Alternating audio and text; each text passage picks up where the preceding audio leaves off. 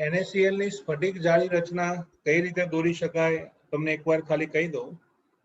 પહેલા 8 લાઈન વાળું અને 8 થી 9 સેન્ટીમીટર લંબાઈનું એક ચોરસ દોરો. એ ચોરસ જે છે એના પાછળ એક લાઈન ઉપર બીજું ચોરસ, એક લાઈન ઉપર ત્રીજું ચોરસ ક્રોસમાં દોરતા જાઓ. ત્રણેય ચોરસ જોઈન કરી દો. પછી આડી લાઈન છે એના મધ્યમાં બિંદુ દોરી ફરી પાછા આ રીતે સ્લેબ પાડો. અને યાદ રાખો, એક બી વસ્તુ રિપીટ ના થવી જોઈએ. રિપીટ ના થવી જોઈએ એટલે દેખાવું જોઈએ કે ધનાયન પછી ઋણાયન જ છે અને ઋણાયન પછી ધનાયન જ છે. બરાબર? તો આને કહેવાય લુઈસ બિંદુ નિરૂપણ. સોરી, NaCl ની સ્ફટિક જાળી રચના. ઓકે, તો લખ્યું છે કે સોડિયમ ક્લોરાઇડ જેને રોક સોલ્ટ કહેવામાં આવે છે, એ રોક સોલ્ટની સ્ફટિક જાળી રચના આ રીતે દર્શાવી શકાય. હવે બંને મુદ્દાઓ આપણે જોઈ તો લીધા, પણ આ બંને મુદ્દા એનું મહત્વ શું એ આપણે સમજીએ. આયનિક સંયોજનમાં ઇલેક્ટ્રોન પ્રાપ્તિ એન્થાલ્પી અને આયનીકરણ એન્થાલ્પીનો સરવાળો ધન હોય છે. તેમ છતાં પણ સ્ફટિક રચનાની સ્થાયીતા સ્ફટિક લેટિસની રચનામાં મુક્ત થતી ઉર્જાના કારણે હોય છે. બરાબર? હવે છે ને, જો બાળકો, અહીંયા આ આખી પ્રોસેસના 3 સ્ટેપ છે. પહેલું સ્ટેપ આયનીકરણ, બીજું સ્ટેપ ઇલેક્ટ્રોન પ્રાપ્તિ અને ત્રીજું સ્ટેપ એને કહીશું સ્ફટિક રચના. તમે જુઓ ધ્યાનથી તો 3 સ્ટેપ છે: આયનીકરણ, ઇલેક્ટ્રોન પ્રાપ્તિ અને ત્રીજા સ્ટેપને સ્ફટિક લેટિસની રચના કહેવાય. બરાબર? અહીંયા તમને એવું કહેવા માંગે છે કે પહેલા અને બીજા સ્ટેપનો સરવાળો જો ધન હોય, પહેલા અને બીજા સ્ટેપની એન્થાલ્પીનો સરવાળો જો ધન હોય, એટલે કે પોઝિટિવ હોય, તો પણ ત્રીજું સ્ટેપ સ્ફટિક રચના, એમાં ઉત્સર્જાતી ઉર્જા એટલી બધી છે કે જેનાથી ત્રીજું સ્ટેપ વધુ ઋણ બને છે. અને એના જ લીધે કોઈ પણ આયોનિક ઘન પદાર્થ સ્થાયી બને છે. આયોનિક ઘન પદાર્થ સ્થાયી બને છે. હું તમને સમજાવું શું કહેવા માંગે છે. ઓકે, એ લોકો કહેવા એટલું જ માંગે છે કે જો હું સોડિયમનું આયનીકરણ કરું, એટલે કે Na માંથી Na પ્લસ આયન બનાવું, Na માંથી Na પ્લસ આયન બનાવું, તો એ આયનીકરણની એન્થાલ્પી ઉષ્મા શોષક પ્રક્રિયા હોવાથી પ્લસ 495.8 આટલા કિલોજૂલ પ્રતિ મોલ જેટલી હશે. પહેલા સ્ટેપની એન્થાલ્પી. બીજું સ્ટેપ ઇલેક્ટ્રોન પ્રાપ્તિ કહેવાય. ઇલેક્ટ્રોન પ્રાપ્તિની પ્રક્રિયા ઉષ્માક્ષેપક હોવાથી ધારો કે ક્લોરીનની ઇલેક્ટ્રોન પ્રાપ્તિ એન્થાલ્પી -348.7 કિલોજૂલ પર મોલ છે. તો એકે ઇલેક્ટ્રોન આપ્યો અને બીજાએ મેળવ્યો, તો આ બંને તબક્કાનું ટોટલ મારો તો એન્થાલ્પીનો કુલ ફેરફાર, આ બે સ્ટેપની એન્થાલ્પીનો કુલ ફેરફાર ધન ધનાધન ધન 147.1 આટલા કિલોજૂલ પ્રતિ મોલ છે. બરાબર? પણ તમને ખબર હશે કે કોઈ પણ સ્થાયી બંધ બનાવવો હોય તો પછી ઉર્જાનું ઉત્સર્જન કરવું પડે. અને ઉર્જાનું ઉત્સર્જન થાય તો એન્થાલ્પીનો ફેરફાર ટોટલ ઋણ થવો જોઈએ. તમને ખ્યાલ હશે કે કોઈ બે વ્યક્તિના મેરેજ થાય તો એમાં ખર્ચો થાય. કેમ? લોકો કેમ ખર્ચો કરે? જેટલી વધારે ઉર્જાનું ઉત્સર્જન થાય, બરાબર, જેટલો વધારે ખર્ચો કરો એટલો બંધ પ્રબળ બને, પાકો બને, એવું કહેવાય છે. આશીર્વાદ બી વધારે મળે, ખર્ચો બી વધારે થાય.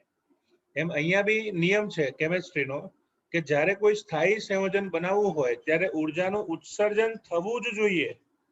અને ઉર્જાનું ઉત્સર્જન થાય તો પ્રક્રિયા કેવી બને? ઉષ્માક્ષેપક બને છે. બરાબર? તો પહેલી અને બીજી પ્રક્રિયા એની એન્થાલ્પીનો સરવાળો તો ધન ધનાધન ધન, પણ ત્રીજી પ્રક્રિયા સ્ફટિક રચનાની પ્રક્રિયાની એન્થાલ્પી એટલી બધી ઋણ હોય છે કે જેના કારણે ત્રણેય પ્રક્રિયાનું ટોટલ કરો તો આખું ઋણ થઈ જાય. NaCl ની લેટિસ સર્જન એન્થાલ્પી નું મૂલ્ય -788 કિલો જૂલ પર મોલ હોય છે. એના લીધે પહેલા બે સ્ટેપ નું ટોટલ ભલે ધન હોય પણ છેલ્લું સ્ટેપ એટલું મહત્વનું છે, એટલી વધારે ઉર્જા ઉત્સર્જિત થાય છે, જેથી આખી પ્રક્રિયા ત્રણે સ્ટેપ નું ટોટલ કરો એ આખી પ્રક્રિયાનો એન્થાલ્પીનો ફેરફાર ઋણ થઈ જાય છે. બરાબર. ભોગતાની વાક્ય સમજીને યાદ રાખજો. એટલે ઉદાહરણ આપું છું કે ભાઈ સોડિયમની આયનીકરણ એન્થાલ્પી ધન ધનાધન ધન, ક્લોરીનની ઇલેક્ટ્રોન પ્રાપ્તિ એન્થાલ્પી માઇનસ, તો આયનીકરણ ઇલેક્ટ્રોન પ્રાપ્તિ એન્થાલ્પીનું ટોટલ પ્લસ થાય છે. છતાં પણ લેટિસ સર્જન એન્થાલ્પી એટલી બધી વધુ છે કે જેના કારણે ઉર્જા શોષાય નહીં, મુક્ત થાય. તો હવે તમને ખ્યાલ આવશે, આયનિક સંયોજનમાં ઇલેક્ટ્રોન પ્રાપ્તિ એન્થાલ્પી અને આયનીકરણ એન્થાલ્પીનો સરવાળો ધન હોય, તેમ છતાં પણ સ્ફટિક રચનાની સ્થાયીતા સ્ફટિક લેટિસની રચનામાં મુક્ત થતી ઉર્જાના કારણે હોય છે. બરાબર. કેટલી આપી છે? -788 કિલો જૂલ પર મોલ. આથી પ્રક્રિયામાં શોષાયેલી ઉર્જા કરતા છૂટી પડેલી ઉર્જા વધારે હોય છે. બરાબર. કોઈ પણ મેરેજ હોય કેમ વધુ સક્સેસફુલ હોય? કારણ કે જેટલા ચાંદલા આવ્યા હોય, જેટલા ચાંદલા અથવા તો ભેટ આવી હોય એના કરતા ખર્ચો વધારે જ હોય. બરાબર. તો અને તો જ પાકો બંધ બનાવી શકાય.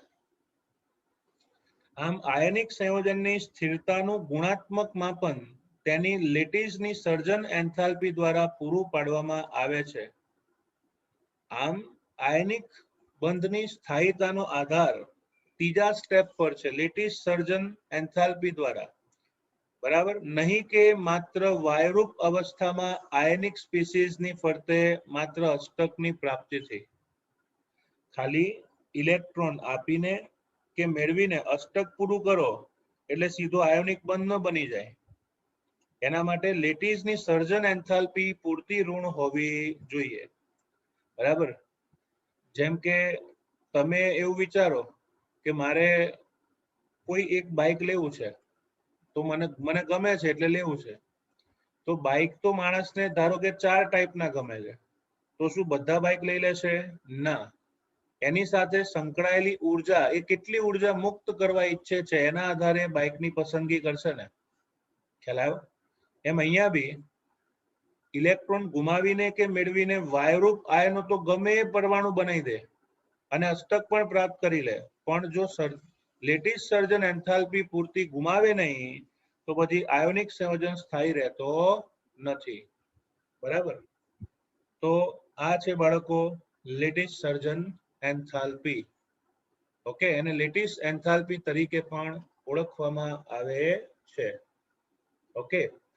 તો આમ જોશો ને તો તમને થિયરી મોટી લાગશે, પણ એને 3 સ્ટેપમાં, 2 સ્ટેપમાં કન્વર્ટ કરી નાખવાની. સૌથી પહેલા આયોનિક બંધની રચનાનો આધાર 2 બાબતો ઉપર છે. અનુવર્તી તટસ્થ પરમાણુમાંથી ધનાયન ઋણાયન બનવાની સરળતા, અને બીજું ઘનમાં ધન અને ઋણ આયનોની ગોઠવણી એટલે કે સ્ફટિક સંયોજનની લેટિસ પર. પછી પહેલો મુદ્દો સમજાવો, આયનીકરણ લખો, ઇલેક્ટ્રોન પ્રાપ્તિ લખો, પછી આયોનિક ઘન બનાવો. સમજાવવાનું ઉષ્મા શોષક કે ક્ષેપક હોય, પછી ઓછી આયનીકરણ એન્થાલ્પી અને વધુ ઇલેક્ટ્રોન પ્રાપ્તિ એન્થાલ્પીનું ઋણ મૂલ્ય હોય તો સરળતાથી આયોનિક બંધ બને છે. બરાબર. ઓકે. પછી તમારે અપવાદ આપવાનું, મોટા ભાગે ધનાયન ધાતુ હોય, ઋણાયન અધાતુ હોય. એમોનિયમ આયન એ છે 2 અધાતુઓમાંથી બનતો આયન. પછી સ્ફટિક રચનાની માહિતી આપો, કુલંબિક ફોર્સ એની માહિતી આપો, આકૃતિ દોરો અને કડવું સત્ય કહી દેવાનું. શું કહેવાનું? આયનીકરણ અને ઇલેક્ટ્રોન પ્રાપ્તિ એન્થાલ્પીની ટોટલ ધન હોઈ શકે, પરંતુ છેલ્લા સ્ટેપની ઉર્જા એટલી બધી વધારે છે કે ઓવરઓલ વેલ્યુ નેગેટિવ થાય. આથી આયોનિક ઘન પદાર્થ સ્થાયી બને છે. આમ ઘન પદાર્થની રચના એ ધનાયન કે ઋણાયનની ગોઠવણી અથવા તો ધનાયન અને ઋણાયન એની અષ્ટક પ્રાપ્ત કરવાની વૃત્તિ પર આધાર નથી, પરંતુ તે સ્ફટિક રચના દ્વારા ઉત્સર્જાતી ઉર્જા પર આધાર રાખે છે. ઓકે, ચલો આજનો છેલ્લો ટોપિક છે લેટિસ એન્થાલ્પી સમજાવો. એક્સપ્લેન લેટાઇસ એન્થાલ્પી,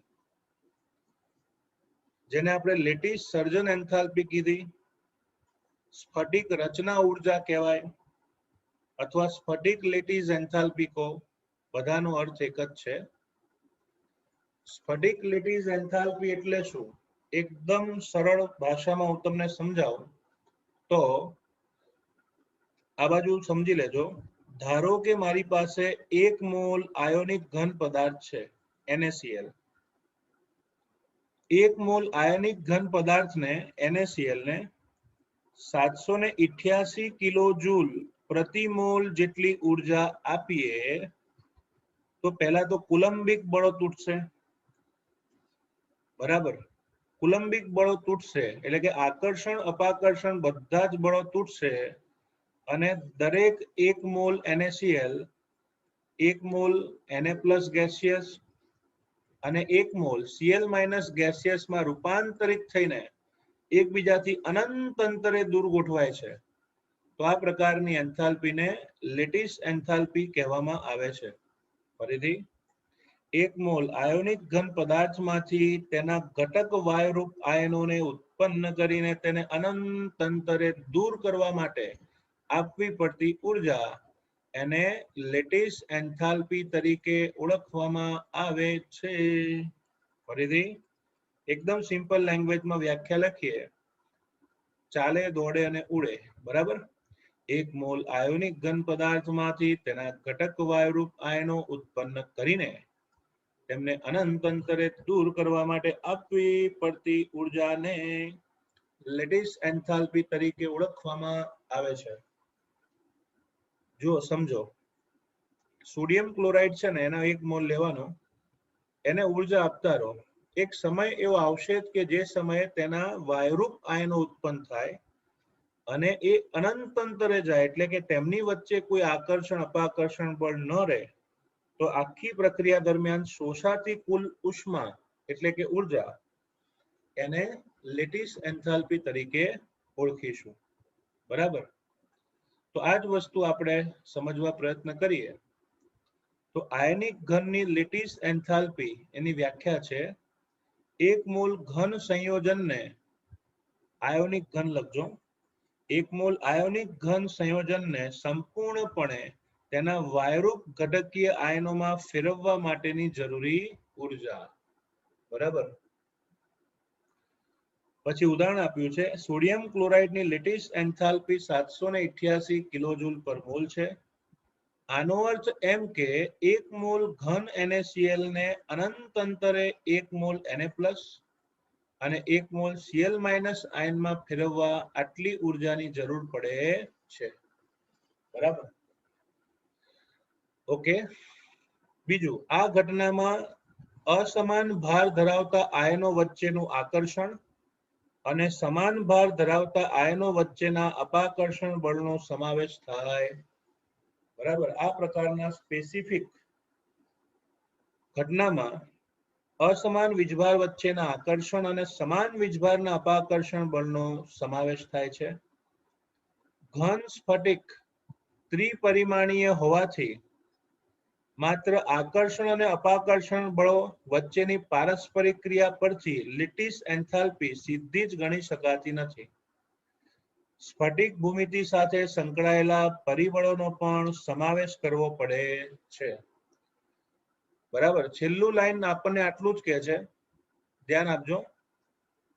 તમે જાણો છો કે સોડિયમ ક્લોરાઇડ આયોનિક ઘન પદાર્થ છે, તો આ સોડિયમ ક્લોરાઇડને એના એક દ્વિપરિમાણાત્મક સોડિયમ ક્લોરાઇડના એક 2D દ્વિપરિમાણાત્મક રચનાને હું અહીંયા લખી રહ્યો છું. સોડિયમ ક્લોરાઇડની દ્વિપરિમાણાત્મક રચનાને હું અહીંયા લખું છું. બરાબર, તમને ખ્યાલ છે બાળકો કે જો અહીંયા અસમાન વીજભાર હોય તો એમની વચ્ચે શું થાય? આકર્ષણ, તો અહીંયા આકર્ષણ બળે લાગતું હોય ને. જ્યારે સમાન વીજભાર હોય તો એમની વચ્ચે શું લાગે? અપાકર્ષણ. તો આમ લેટીઝ એન્થાલ્પી એ માત્ર આકર્ષણ કે અપાકર્ષણ બળ પર આધાર રાખતી નથી. માત્ર આકર્ષણ કે અપાકર્ષણ બળ પર આધાર રાખતી નથી, પણ તે સ્ફટિક ભૂમિતિ સાથે સંકળાયેલ પરિબળોનો પણ સમાવેશ કરવો પડે. તે કેવી રીતે ગોઠવાય છે, એની ભૂમિતિ કેવી છે, સ્ફટિક ભૂમિતિ સાથે સંકળાયેલ પરિબળોનો સમાવેશ કરવો પડે, એટલે એની કઈ રીતની ગોઠવણી છે એને બી ધ્યાનમાં લેવું પડે. બરાબર? કઈ રીતની ભૂમિતિ છે એને પણ ધ્યાનમાં લેવું પડે. હું તમને 12મા સાયન્સમાં 14 અલગ અલગ પ્રકારની રચના આપીશ સ્ફટિકમય ઘન પદાર્થની. તો એમાંથી કઈ રચના આપેલા સંયોજનની છે એ પરિબળ પર પણ સ્ફટિક લેટાઇઝ એન્થાલ્પીનો આધાર છે. બરાબર? એટલે આ લોકોએ શું છે કે એક લાઈન છોડી દે સીધું કે આનો સમાવેશ કરવો પડે, પણ આપણે ગોખીએ કે આ કહેવા શું માંગે છે. કહેવા એટલું જ માંગે છે કે ખાલી આકર્ષણ કે અપાકર્ષણ બળ પર આધાર નથી, તે કેવી રીતે ગોઠવાય છે એની ઉપર પણ આધાર રાખે છે. બરાબર? ઓકે, તો આ લેટીસ એન્થાલ્પી સારો ટોપિક, 2 માર્ક્સ માટે મસ્ત તૈયાર કરી નાખજો. બરાબર? જો તમારે સ્ફટિક લેટીસ જોવી હોય તો તમે ખાલી ગૂગલમાં કે યુટ્યુબમાં સર્ચ મારજો કે સ્ફટિક લેટીસ, એની જગ્યાએ આવું ટાઈપ કરજો, ક્રિસ્ટલ બ્રેવિયાસ. ઓકે, અથવા તો આંકડા સાથે લખજો 14 ક્રિસ્ટલ બ્રેવિયાસ. ઇમેજ જોવી હોય તો ઇમેજ મળશે, અને જો વિડીયો જોવો હોય તો વિડીયો પણ તમને જોવા મળશે. બરાબર? So this is lattice enthalpy.